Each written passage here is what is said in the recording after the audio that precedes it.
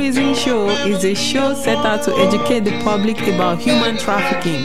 It features expert opinions, people, organizations, events on issues surrounding human trafficking around the world.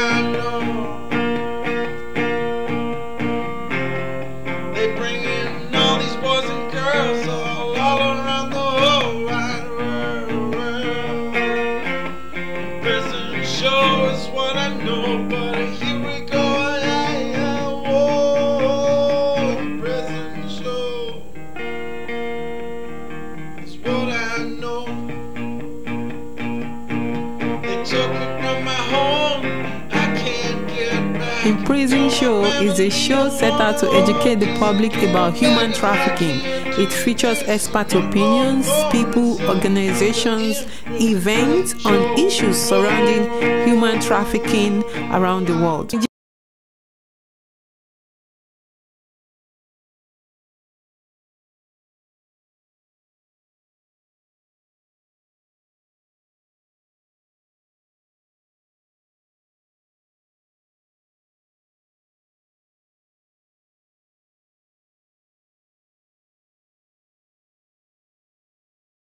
Happy New Year! We're in 2016 already. Can you believe it? Last year was a wonderful year, and this year on Imprisoned show we hope to give you more. This year we're going to be starting with bringing the story back home. According to the United Nations, there are over 2 million people being trafficked around the world. There are millions. Some people say 30 million people trafficked around the world, or billion people trafficked around the world. You know, the figures are high in terms of the number of people that are being trafficked from one country to another or within the same country. And since I put my story to my face, as you know, for those of you who have been following me from the beginning, that I am a survivor of human trafficking and domestic abuse in Minnesota. And one of the questions I get since I've been speaking is, what are you doing to take your story back to your home country? And I took a step in September by going back to Nigeria, and I called it Bringing the Story Back Home. I'm grateful. I got help through the Anyton Story. It's a non-profit organization that advocates for victims and empowers survivors of human trafficking and domestic abuse. And Metropolitan State University. Metropolitan State is the university where I am currently enrolled as a student in the individualized degree program with a focus on community leadership and diversity. And Metropolitan State allowed me to use bringing the story back home as a student-directed learning, and also funded it as a study abroad scholarship with another student to Nigeria. His name is Brand, and is the one that will be showing you what's happened in video forms, because it was the one filming the entire process of going to Nigeria. And then OVC, Office for the Victims of Crime, also supported with a video training showing the faces of human trafficking, meaning using actual faces of victims and survivors to tell the story of human trafficking in the United States. So you'll be seeing footage. We went to 5 schools. Bells University is a private university, and it's owned by one of the former presidents of Nigeria, President Olusegun Obasanjo. The Federal University of Agriculture, Abeokuta, Lagos State Polytechnic, Ikorodu, the University of Lagos, and Yaba College of Technology. The U.S. Consulate Public Affairs section in Lagos was really supportive of this event. They hosted us to a press conference by inviting various media, both local and national, and even international press to the press conference, and also a grand finale. And we reached over 20 million people in 1 week through bringing the story back home. So you'll be seeing these video clips in 3 parts. The first part is for this January, and I would like to remind you, January is Human Trafficking Awareness and Prevention Month in the United States. So if you are not doing something, get on board to do something, whether it's to create awareness, whether it's to invite us to come and film your program that you are doing on human trafficking this month of January, or to invite us to come and educate you with training materials on human trafficking in your community. So you'll be seeing this 3-part video. We are filming you know, the press conference, interviews, going to the different schools. We also had NAPTIP. NAPTIP is the National Agency for the Prohibition of Trafficking in Persons in Nigeria. It's a federal agency combating human trafficking in Nigeria. NAPTIP supported us by sending their staff with us to all the schools to talk about this issue, how it happens locally in Nigeria, and you know, how it happens to people abroad and they're deported back to Nigeria and all those kind of things. So you'll be seeing this in this 3-part video series. The first part this January is what you'll be seeing. So enjoy, and I hope to talk to you again. Bukola, is your first time back home? Yes. In 10 years? Yes. How does it feel to be back home? I don't know. I can say for sure that it's a mixed reaction. Okay. Because I'm not coming home for vacation. If it was a vacation, it's like, oh, you know, going to see, it's good I'm going to see family and friends, but, you know, I'm coming back with a thought, and I'm coming back with a message. And it's a message that affects, like, every community, including our community. And it's something that affected me personally that I'm bringing back home. So, you know, I have mixed feelings and mixed reaction altogether. Yes, I can't say, you know, it's not like, oh, I'm sad, I'm not. It's not like I'm super excited, I'm not. I just kind of, I'm in between. When your story broke out, a lot of people in Nigeria were like, wow, how did you find yourself in this? And then, have you been coming across people after your return home? Yeah. Talking to you about the story? Oh, you mean? I just came back last night, actually. Oh, really? So okay. I haven't really interacted with people, not even one of my family members yet. However, before I came, you know, after my story broke in the US, people have come out to get help. And that was the reason why I put my face to the story. You know, stigma is something that people are afraid of, and nobody likes to be stigmatized. And unfortunately, with that kind of story of domestic abuse or human trafficking, it's a story that puts stigma on the victim instead of the perpetrator. Whether, and mind you, the victim can be a man too, not only women. So what has happened so far has been that victims have either reached out for help, or they're sharing their story with somebody and the person thinks Bukola is the person to talk to for them to get help. And I'm grateful to God that, you know, my coming out has fulfilled the promise or the goal, which is to help others. And I've been doing that. Okay, in 10 years after the ordeal, what have you learned? I've learned a lot of life lessons, even like, you know, I've had to change my ways too in terms of beliefs and some of the things that I didn't know. I've learned a lot through the process, and I would say that sometimes now I think differently, and I don't just, like before, jumping into conclusion. I don't do that anymore. Instead, I take my time to think before making a decision, and I don't work on assumptions anymore. Yes, I don't work on assumptions anymore. I take the time. Sometimes, you know, people can say that I'm slow to act. It's not because I don't want to act, but it's because I have to take my time. You know, trust is something that once it's betrayed, it's really hard. Like, I find myself in a situation where I don't even trust my family members.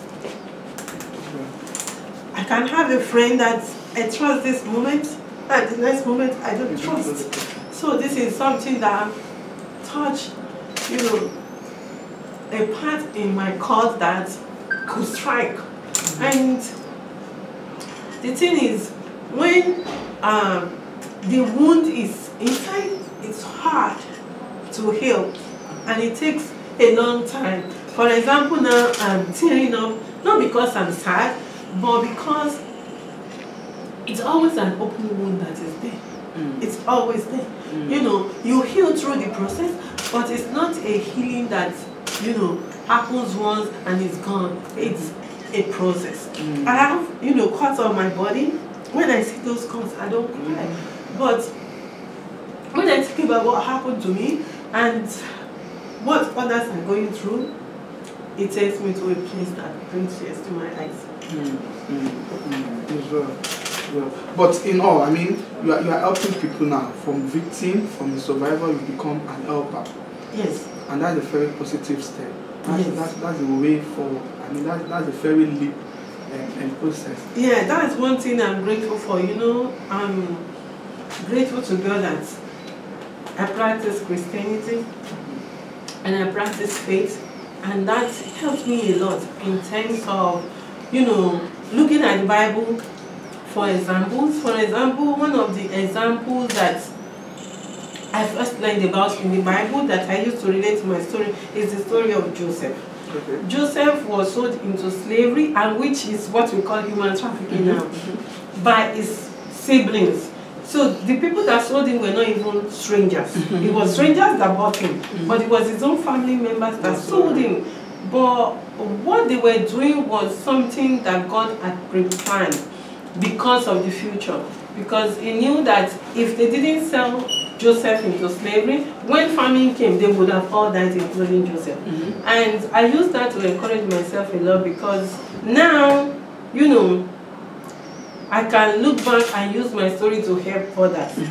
I feel happy when I put my hand into somebody's case and, you know, the person is at the point where I was too, crying and helpless, and I see the person transform, you know, through, because it's a long process, through all the different kinds of services available and the help available, and the person is happy again because, you know, everything has been settled. You've seen that happen? Yes, I've seen, you know, different people that have helped, that, you know, they have transitioned from that bottom level to up. And really, it can take time. It takes, you know, because the reason is, like, they have to investigate to be sure that this is true, you know, with facts. People don't know that this is not something that happens like that. There are so many, you know, questions, there are so many interviews, there are so many, like, puzzles to be put together.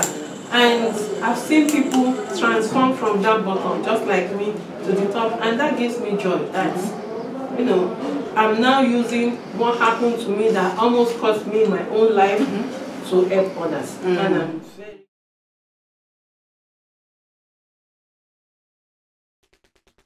The Anytone Story is a certified nonprofit organization located in Spring Lake Park, Minnesota. Pronounced as Anytone, the word means someone with a story. The Anytone Story's mission is to advocate for victims and empower survivors of human trafficking and... Well, what happened was that I was married to somebody here in a traditional manner, but the person lived in the US. And at that time too, I was a practicing journalist, and I went to the United Nations in New York to cover the 60th anniversary and General Assembly. Okay, so when you married him, he was absent? He was absent, yes. And that's, you can do that in traditional? Yes, yeah, yes. Okay. Okay, so you went to the UN? Yes, I went to the UN, and during my visit to the UN, we decided to meet face to face before he came over. And it was during that time he begged me to stay. And because we had been married traditionally, my family agreed that we should stay. So I stayed. And is that allowed under US law then? You know, under the US law, I still had a valid visa as a journalist to work there. Right. However, what he was supposed to do then, which is still allowed under the US law, was to have taken me to court to document our marriage and file a petition to change my status from a work visa to a spousal visa. Yeah. But he never did that. So okay, so you stayed on since... Yes, so I lost my status, yes, because I was waiting, he didn't do anything. Okay, yeah. Instead, I was just isolated. Okay. Yes. And is he an American man, or is he American Nigerian, or... He's a Nigerian man. Is it common for it's people still to be happening, married? yes, and I think that will not stop, and I think what led to that is the fact that people migrate. You know, now with, it's not like in those days where the only means of transportation was sheep and horses. Now there is airplane to go even to Kano or to Abuja for 5 minutes by air. You're in Abuja if you don't want to go by road. And then, you know, to other countries where it will take days and months on the sea. Now you can travel, and the next day from here you're in Europe. And, you know, even sometimes within 13 to 14 hours from Nigeria you're in the US. So if you are doing a direct flight. So now with transportation becoming easier and easier and easier, people migrate a lot. And sometimes some people, they are there in another country, both of them actually are there in another country, and they will still do their marriage for them in Nigeria in absentia. For both of them? So the yes, families for both, just... yes, for both of them. I've seen that happen. Yeah. And some, it's one of them that will be here and they will do it. And some will even, you know, come back home and do it. Hello, my name is Emily Wise. Please join Bukola in the fight against human trafficking by partnering with the Anytone Story. Their mission is to advocate for victims and empower survivors of human trafficking. For more information on that, you can go to or email info@anytone.org. Once a month, we have the Empowerment Circle. You can find more about the Empowerment Circle on our website. Thank you for your time.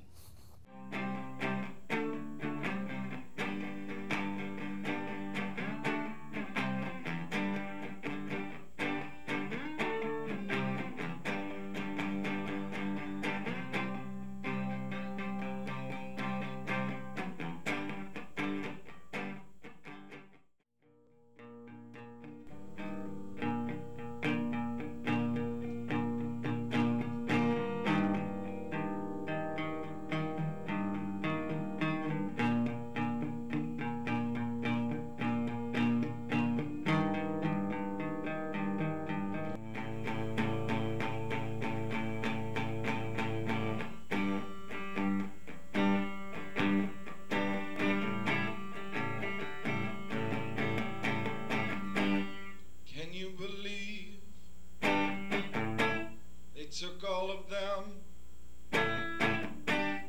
all these kids, just for the wants and the needs. Imprisoned, sure. Okay, listen, ladies and gentlemen, last week was actually a memorable program on the counseling unit when we talk about so many things happening on the campus of the University of Lagos, looking at it generally from the area of academic, and we actually look at university debates. We round up last week with sexual harassment, one of the key things that actually affecting female students, female genders, and other aspects on the campus of University of Lagos. With me in the studio this lovely evening, I still have Mrs. Ajayi back on air this lovely Friday evening, and we're taking to elaborate more on that particular thing we discussed today. Apart from Mr. Ajayi, I think we have a guest in the studio. Like I promised you, we're going to have a guest last week, and believe me honestly, we have a guest with us in the studio. Mr. Ajayi, good afternoon. Good afternoon, Solid Malam. How are you doing today? Okay, I'm fine. I'm cool. And good afternoon, our listeners out there. Okay. Like I told you, we have a guest in the studio. Mr. Ajayi, can you help me introduce the guest we have in the studio today? Good afternoon. The guest we have in the studio now is Mrs. Bukola Oriola.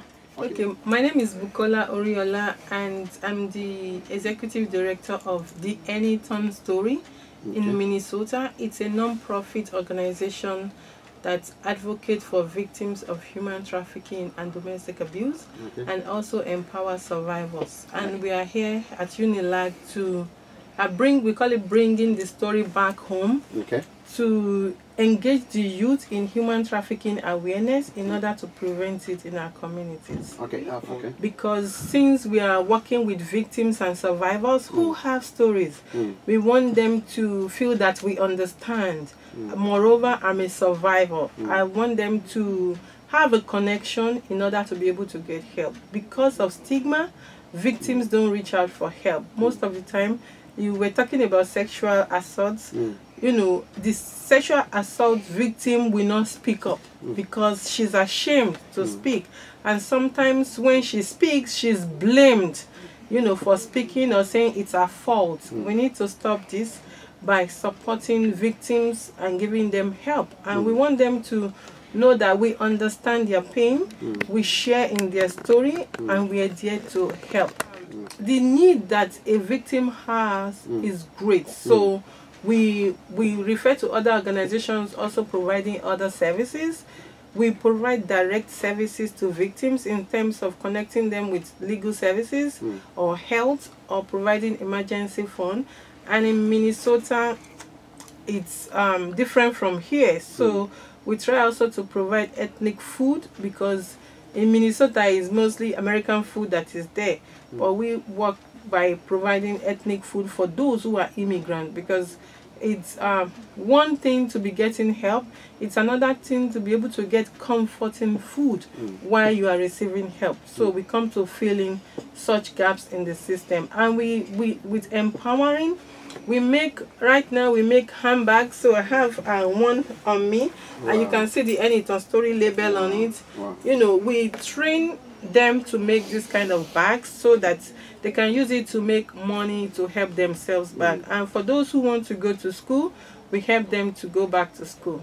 Yes, so the reason we are here, and first of all, I would like to thank the DVC Professor Duroni, and the Dean Student Affairs Professor Babawale, I think. Yes, you know, for giving us this opportunity and welcoming us on this campus to bring human trafficking awareness, because the university students are the youth, and I haven't gone to, because I'm also in college right now. I'm at Metropolitan State University, and that college is pivotal to me coming here. I'm here with a crew member who is also a student from Metropolitan State.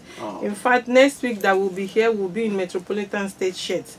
So, you know, I found that, having gone to colleges in 2 different countries, that college students, whether the college student is 19-year-old or 59-year-old, they behave alike once they are together. They always form one voice and fight for a cause. And I'm glad that already you are talking about this issue on campus. And we encourage anyone that is being harassed to speak up. Let's start speaking up. The more we speak up, the more those who are harassing will stop. And the more we speak up, the more authorities will start taking the positions to start, fighting this by prosecuting. Because, for example, in my college at Metropolitan State, nobody can harass you, whether it's a fellow student or a staff. Another student cannot be harassed. And mind you also, it's not only females that are being harassed, there are men that are being harassed also. I have a caller. Hello, good afternoon. Hello, good afternoon. Good afternoon, sir. Yeah, good afternoon. What's the name and where you calling from? Ebenezer. Ebenezer. Yeah. Ebenezer from where? Yeah, sir. Okay. Have you been harassed before as a male? I have. That's why I even called. Okay. But my own level of harassment is not a sexual harassment. Okay. How have you been? In what way, sir? Yeah, that's why I called. I wanted to ask if I cannot make it on air. Okay. You want you don't want this to be Special one, yeah. okay. Okay. Call. Can you call? I'll give you a number to call at the end of. Mr. Jai, give him a number to call at the You end. can call 00 29 25 2678. Mrs. Ajayi Counseling Unit.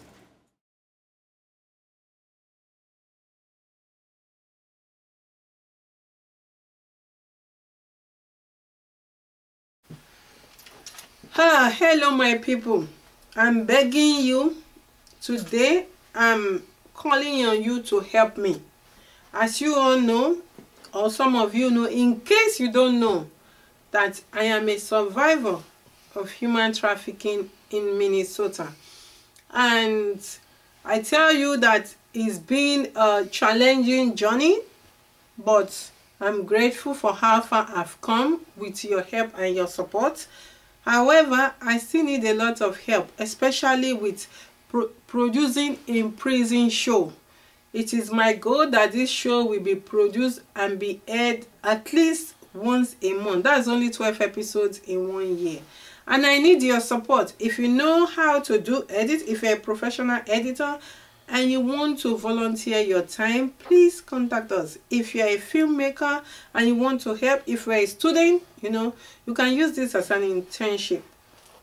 You can use this on your resume if you are not a student. By helping, if you can help us, even if it's to even source out for guests to come on the show, I will be grateful. One person cannot do it alone. It takes the whole community. And I'm begging you today to join me to fight this crime by volunteering on Imprisoned show. I'm not a good editor. I don't know how to edit. So I need your help. I'm not a good film crew member. So I need your help.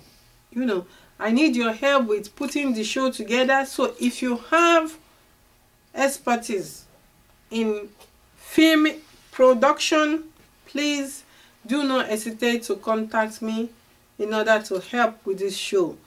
You can contact me at info@imprisonedshow.com, or you can contact me via Facebook. I'm Bukola Oriola, and Imprisoned Show is also on Facebook. So please, I'm begging you to help with the production of this show by volunteering your time. Thank you so much, and God bless you. Your ex-husband, where did he go wrong? Because in his mind, he would probably not admit that, he committed any sort of crime or whatsoever. So what was his plan, should I say? My conclusion was that it just used me as a guinea pig, because one of the things I documented in my book was the fact that he wanted a child. And I gave him the child. But another thing was that even though I gave him this child, he didn't even care about the child. That was, even to me, there are questions that I'm looking for answers for, because it was all strange. It was all strange. Very, very strange to me. I don't understand some of these things myself. I just know that I was with somebody that was very manipulative and very cunning. It could be the nicest person you will see when he's outside, But then behind closed doors, he becomes this very mean person. And one of my aunties that I always complain to, whenever she called him, my punishment increases in the house. And one day my auntie told me, oh, your husband is very manipulative. Like, you don't even know how to talk as much as he does. Like, if you have not been talking to me and be crying, I will believe everything he's been telling me. So, you know, I just see him as a manipulative person. So fast forward when you found her to that point, then you broke free. I'm guessing.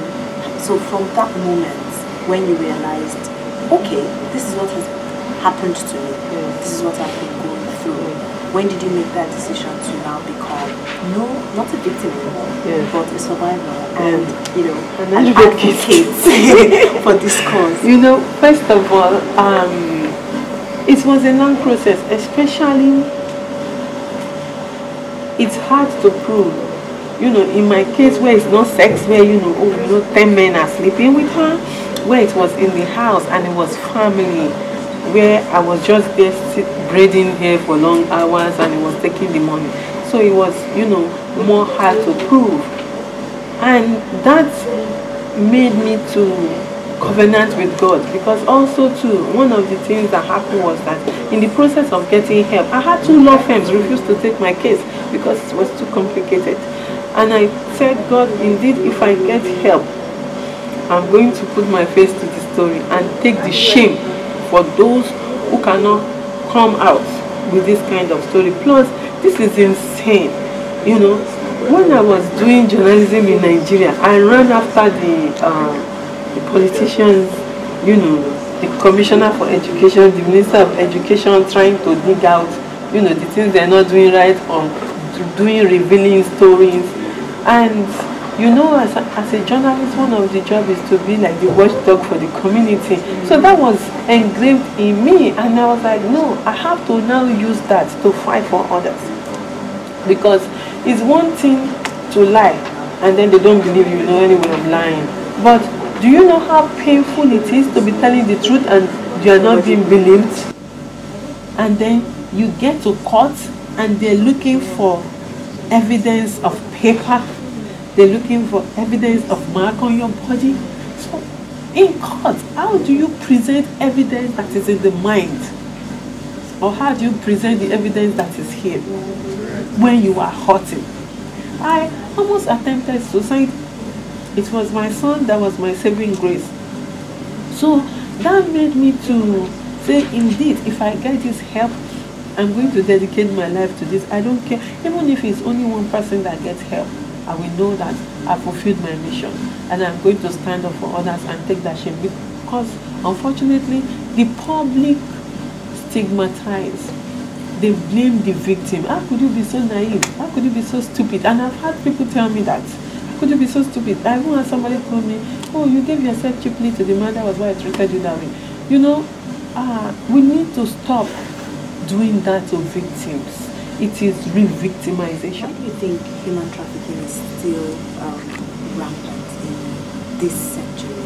Because as of this year, like I told you, I recently did a story on human trafficking, and from records, it's still big business. It's like the second or third biggest crime business. Yes. You know, and you're like, wow, it's a big industry. Yes, you know. it is. It's actually, according to the International Labour Organization, it's a $150 billion industry. And mind you, this $150 billion is not only a calculation of like individual people.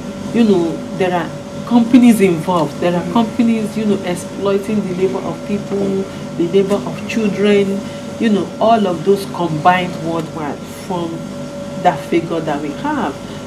It's money. Money is the, is the driving force. Money and greed as the driving force, I believe. Money and greed. And all your experience with what you're doing with the Anyton story, what do you think needs to be done on an individual basis and even on a broader scale in terms of policies, in terms of awareness? What needs to be done both on the individual basis and the societal basis? I think first of all, like what I'm introducing to the schools, I'm going to 5 schools I start at Bells University on Monday morning at 9 o'clock. They made me push the time to 9 o'clock, at 9 o'clock in the morning. And I go to Federal University of Agriculture at 2 o'clock at Abeokuta. And then I come back to Lagos State Polytechnic on Tuesday at 2 o'clock. And then I go to University of Lagos at 9 o'clock on Wednesday and Yaba Tech at 2 o'clock. So my goal at these schools is to ask the students to join me to start what we have called International Association of Students Against Abuse and Slavery. So that is one way to start engaging everybody. So when they start this and join this organization, they can have a local chapter on their campus. And that way they can bring it out to the community. Hello, and it's time for Nitty Gritty. I am your host, Oladoshu Ademola. We thought our children would read about slavery and slave trade only on the pages of books on history. We never gave it a thought that they would be direct victim of modern slavery, neo-slavery if you like, what has popularly been called human trafficking. It is a reenactment of the most dreaded slavery and slave trade. And my people say, he who wears the shoe knows where it pinches. He who feels it knows it best. So on this edition of the program, we'll be examining critically the challenge of human trafficking. And I have with me in the studio a Nigerian who is in the forefront of the campaign against human trafficking.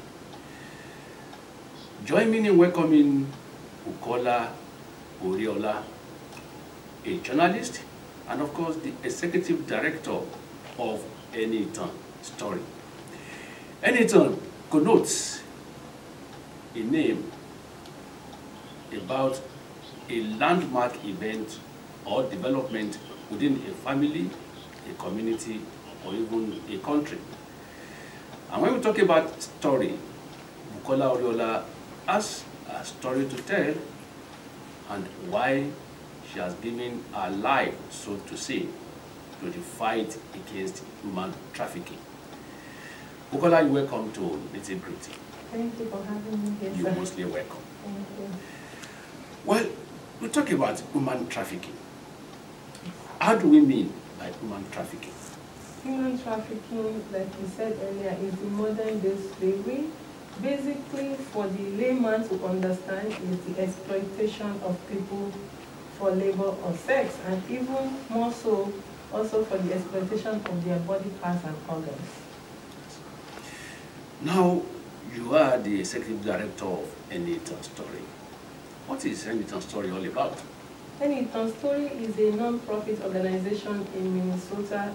Its mission is to advocate for victims of human trafficking and domestic abuse, and also to empower survivors. Because even though we are working on rescuing, when victims become survivors, what is next for them? Especially in this age where there is so much stigma. People stigmatize victims a lot. Instead of going after the perpetrators, victims are blamed. And that's one of the reasons why victims don't even call for help or ask for help.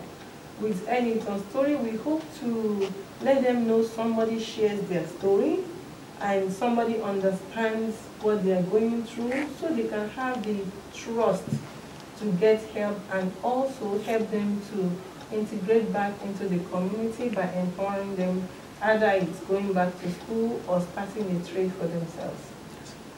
What experience they say is the best teacher.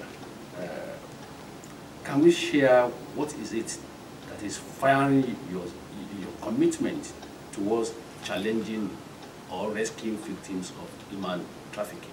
It's a personal story. Most of the time, when we read the news or even reports, we hear that victims are vulnerable as a result of poverty.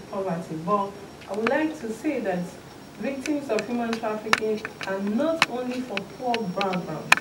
Anybody can become a victim, regardless of who you are, regardless of your profession, your career, or even your citizenship.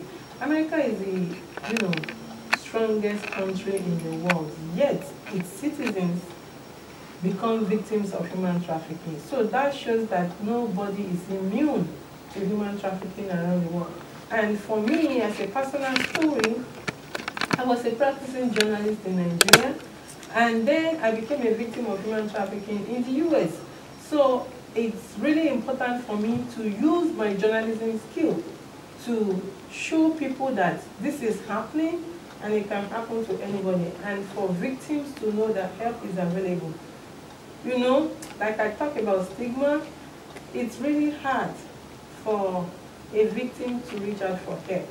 And even in the process of getting help or after getting help, victims don't even want anybody else to know about it. There are victims that after they become survivors, their families don't even want to have anything to do with them because of what they've gone through. And I think we need to start changing our way of thinking and start having compassion on these kinds of people in order to give them help to integrate back into the community. And also, I want people to know that human trafficking can happen to anybody, and it doesn't have to happen with a stranger. Most of the time, people think, somebody kidnaps you and then they, enslave you. Sometimes it happens within the family, and it's now called familial trafficking. In my case, it was labor trafficking and familial trafficking, because it was my husband that was my trafficker. And people wonder, how can your spouse be your trafficker? Yes, because human trafficking happens as a result of fraud, force, or coercion. Those are the three elements that you can use to say trafficking as a cause. And there is a fine line between domestic abuse and trafficking. So for example, somebody is being abused by the husband or the wife, and then it degenerates to trafficking when the husband or the wife is also taking the money or the pay the person gets. So let's say you are working and the spouse is collecting the money, you don't have access to that money. It's exploitation of your labor. So all this falls under human trafficking, and people need to have a broader understanding of what human trafficking really is about. Recently started a survivor fund, which we hope to use to help victims and survivors continue their education, start a business, pursue their career of choice, or to use it as an emergency fund to help survivors in times of need.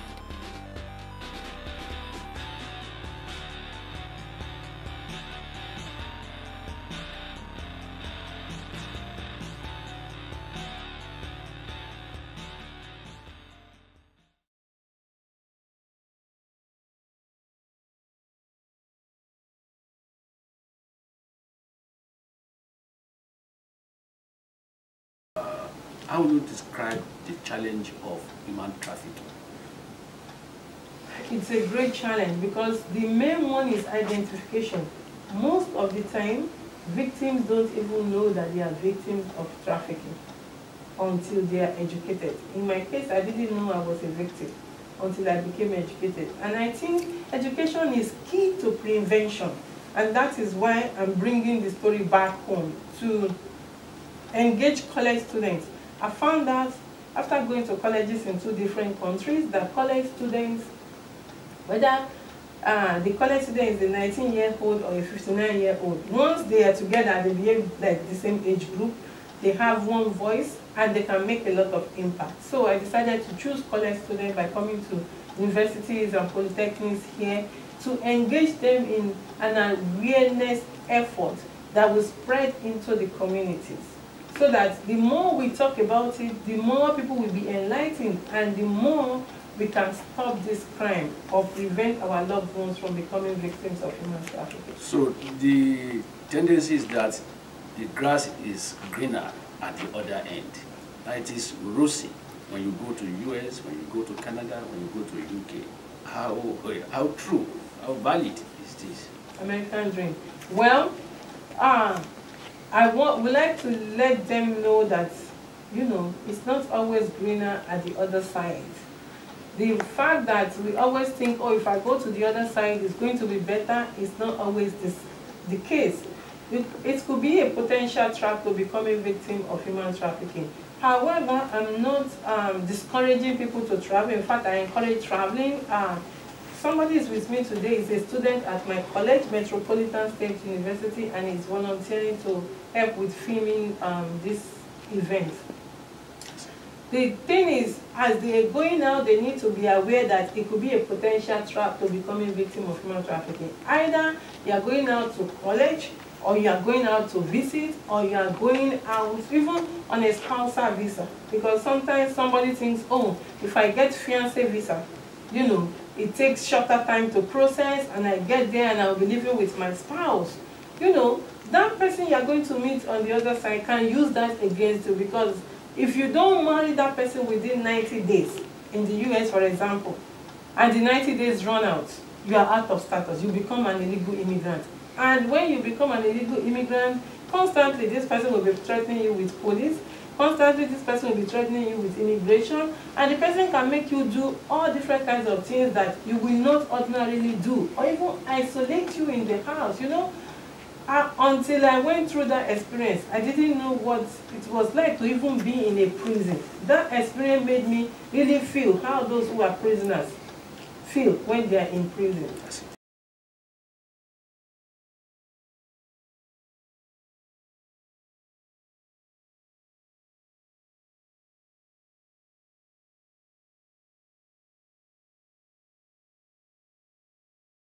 Believe that we cannot go it alone, that we need the collaboration of all law enforcement agencies, because when you talk about law enforcement agencies, they are referred to as first responders. They are on the street, the police is on the street, the civil defense, they are on the street, the Nigerian immigration, they are the first to be seen on arrival in any country, the last to be seen on at departure. And so these are key partners. All that is needed, which we are doing, is making them to understand how to identify victims of human trafficking. Furthermore, we're in partnership with NGOs working on matters relating to trafficking, FBOs, faith-based organization, CBOs, community-based organization, the civil societies, international organization, the embassy, UNICEF, every segment of the society. We're in partnership with them. The media, both the print and electronic media, we are in partnership with them, because we believe that it is only when we form a joint synergy that we can reduce the menace of trafficking in Nigeria. And that's what we're doing, to see that we disseminate information, we assist victims, and then we make people to understand why they should be their brother's keeper, so that we reduce the menace of our children being trafficked to other parts of the world. Basically. My question now is, all these agencies you just mentioned that you want to partner with, you are partnering with, yes. Okay, do you do any kind of training for them for the purpose of identification or prevention? Yes, I mentioned. Just sensitization? Yes, we do. We do training, capacity building for law enforcement agencies. We even do training program, seminars for even judges. Not only law enforcement agencies, we do even for judges. So what we do is we tell people what exactly is human trafficking. If you know that word, TIP, STIP, SOM, these two, TIP-SOM, there's only a thin line of demarcation between both. And if other law enforcement agencies are not properly trained or enlightened, they may not be able to differentiate the difference between TIP and SOM. So can you tell us what is TIP and what is SOM? TIP is traveling in person, trafficking in person. SOM is smuggling of migrants. Yes. Thanks. So this line here has been a problem as to when is one said to have committed TIP or SOM. Prior to our new law, this has been one of the problems, that when a case is investigated, at the end of the day, most often SOM is proved, not TIP. We now come to a point where we cannot prosecute. But with Section 26 of the new law, we can proceed. We are actually in constant touch with our survivors, and they have been of immense assistance to our war against human trafficking. So, some of the time, when we organized sensitization program, some of our survivors have been willing and ready to share their experience, to share what they have gone through, how NAPTIP has been able to rescue and assist them to survive. You see, sometimes when you hear a story directly from a survivor, it attracts a lot of sympathy and empathy, that people are ready to listen and people are ready to assist the agency in contacting us when they see people who are about to be trafficked within their environment. And this also allowed them to have confidence in NAPTIP. I remember that Lagos zone, presently we have 2 of our survivors in the university. One of them is ever ready at any time to tell her stories, how she survived, how she was brought by NAPTIP, how she went back to school, went to secondary school, finished, until she was able to get admission into the university, and presently we're paying her fees, we're taking care of her. So it encourages others that has come in contact with her to come up to NAPTIP to say, we want to be assisted. Because when I tell you that this year we have rescued 303 victims, it is not everybody rescued that accepts to be rehabilitated. When after they going through the process of counseling and they're emotionally stable, some will tell you, I want to go back to my parents. And there's no law that empowers us to hold them against their wish. So, but through stories from survivors, they are able to understand that the government is trying to assist them.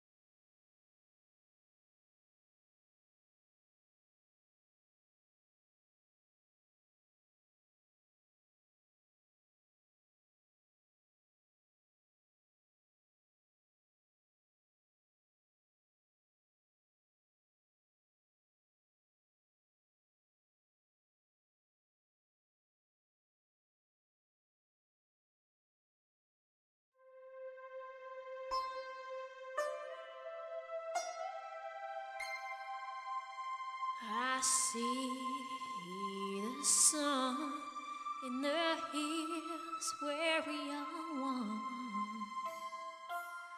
and I climb up so high to the diamond in the sky. Give me a star in mountains. Give me a star enclosure. Give me a star in mountains. Give me a star in mountains. Give me a star enclosure. Say whatever you feel and I feel and we feel, yeah. I'm breaking through these chains now. Yeah, yeah, yeah, yeah. I'm tearing through the carpet. The only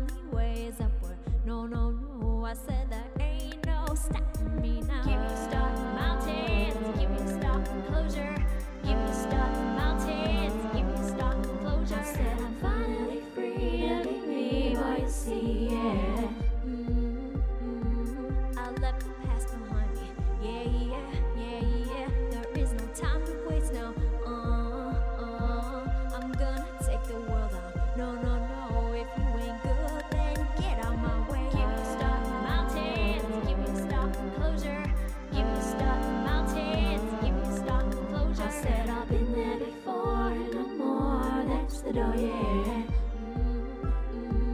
I'm climbing up the rocks now, yeah, yeah, yeah, yeah. The sun is shining on me,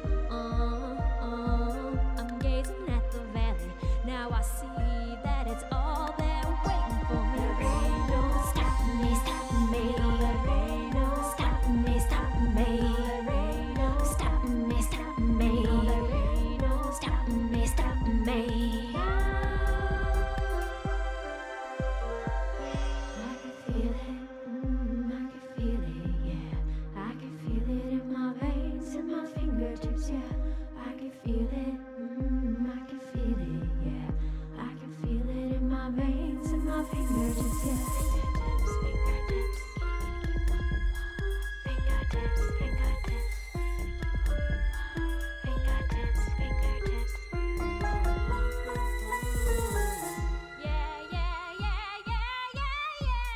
Give me stuff in mountains, give me stuff in closure. Give me stuff in mountains, give me stuff in closure. I said you go, you go. I said you go, you go.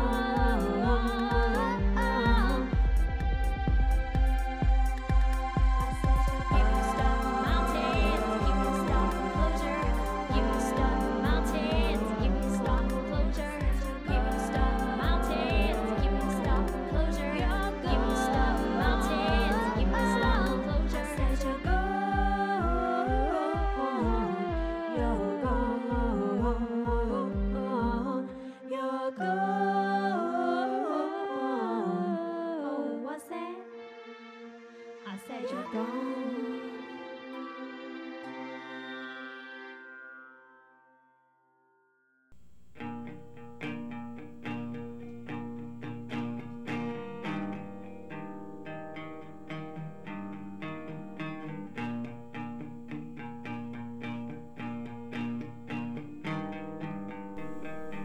We light this candle in honor of victims who have lost their lives as a result of human trafficking, and we hope that their soul rests in perfect peace.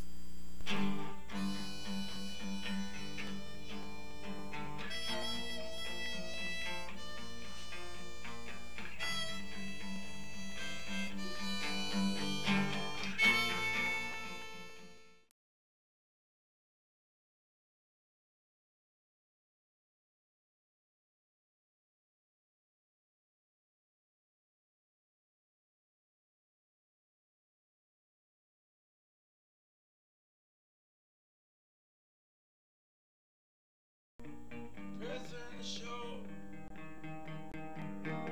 is what I know. Boys and girls all around the whole wide world. Prison show is what I know, but here we go. Whoa. Prison show is what I know. They took me from my home. Boys and girls all around the whole wide world. Prison show is what I know, but here we go. Whoa. Prison show is what I know. They took me from my home. I can't get back. Boys and